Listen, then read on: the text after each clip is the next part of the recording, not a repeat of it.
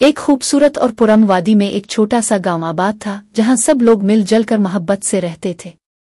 इसी गांव के करीब एक घना जंगल था जहां बेशुमार परिंदे और जानवर रहते थे। उनमें से एक अनोखा परिंदा, एक कौवा, सबसे ज्यादा मशहूर था, जिसका नाम था ज़ारो। ज़ारो आम कौवा नहीं था। इसकी एक खास बात ने इसे दूसरों से मुमताज कर दिया था। इसकी चूंच सोने की तरह चमकती थी।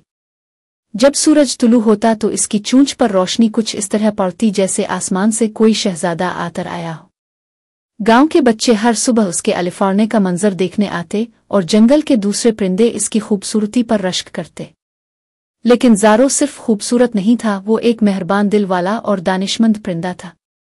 वो हमेशा दूसरों की मदद करता, कभी किसी भूखे परिंदे को खाना देता, कभी किसी जख्मी चिड़िया की मरहम पट्टी करता और अक्सर छोटे परिंदों को तूफान से बचाकर महफूज घोंसले तक ले जाता। फिर एक दिन सब कुछ बदल गया। बारिशें बंद हो गईं, दरिया सूख गए, दरख्त पीले पड़ गए और जमीन बंजर हो गई।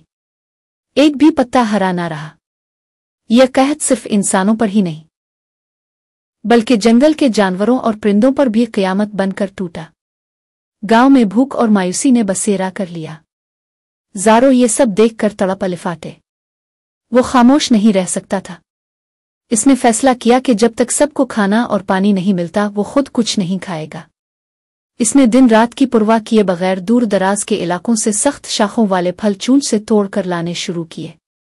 इसे तकलीफ होती, चूंच जख्मी हो जाती, मगर वो रुकता नहीं था। गांव के लोग, बच्चे, बुजुर्ग और जानवर सब ज़ारो के शुक्रगुजार थे। ज़ारो एक हीरो बन गया, मोहब्बत का निशान। लेकिन हर कहानी में एक शैतान होता। गांव में एक लालची और खुदगरज ताजिर भी रहता था जिसकी आंखें ज़ारो की सुनहरी चूंच पर गुड़ गईं। इसने सोचा, अगर ये चूंच मुझे मिल जाए तो मैं दुनिया का अमीर तरीन आदमी बन जाऊंगा। ताजिर ने एक शातराना जाल तैयार किया, चमकदार अनाज का ढेर और एक सख्त पिंजरा।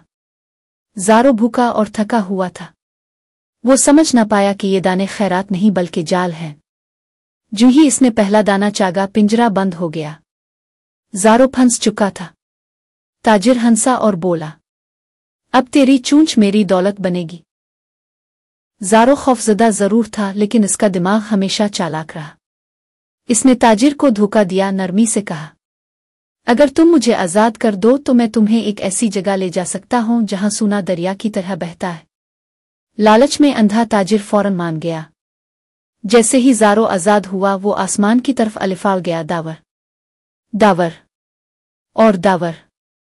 फिर वो पलटा, फिजा में चक्कर लगाया और बुलंद आवाज में बोला, मेरी चूंच दौलत का जरिया नहीं बल्कि मोहब्बत, कुर्बानी और खिदमत की अलामत है। तुमने अपनी लालच में अपनी इज्जत खो दी। ज़ारो वापस अपने प्यारों के पास आया। इस दिन के बाद उसकी सुनहरी चूंच सिर्फ खूबसूरती की निशानी नहीं थी बल्कि कुर्बानी, हमदर्दी और दानिशमंदी की पहचान बन गई। जब सूरज हर रोज तुलू होता, इसकी रोशनी ज़ारो की चूंच पर पड़ती और सारा गांव चमकने लगता। बच्चे इसे देखकर सीखते कि असल दौलत दूसरों की खिदमत में है, न कि लालच में।